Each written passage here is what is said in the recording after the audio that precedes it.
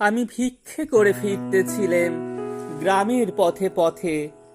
তুমি তখন চলেছিলে তোমার স্বর্ণরথে। অপূর্ব এক স্বপ্ন সম লাগিতেছিল চক্ষে মম।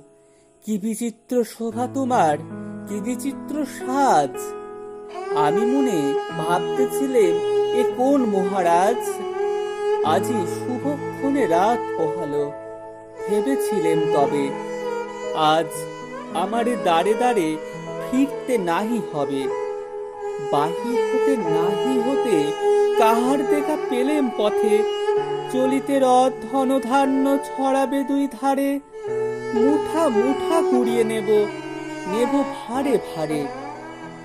দেখি সহসা রথ থেমে গেল আমার কাছে এসে। আমার মুখ পানে চেয়ে নামলে তুমি হেসে। দেখে মুখের প্রসন্নতা জুড়িয়ে গেল সকল ব্যথা। হেনকালে কিসের লাগি তুমি অকস্মাৎ? আমায় কিছু দাও গো বলে বাড়িয়ে দিলে হাত। মরি, একই কথা রাজা ধীরাজ, আমায় দাও গো কিছু। শুনে ক্ষণকালের তরে রইনু মাথা নিচু।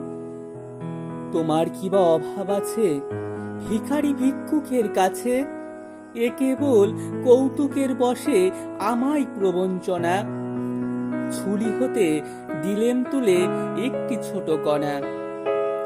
যবে পাত্রখানি ঘরে এনে উজাড় করি, এ কি ভিক্ষা মাঝে একটি ছোট সোনার কণা দেখি। দিলেম যা রাজ ভিখারি রে, স্বর্ণ হয়ে এলো ফিরে।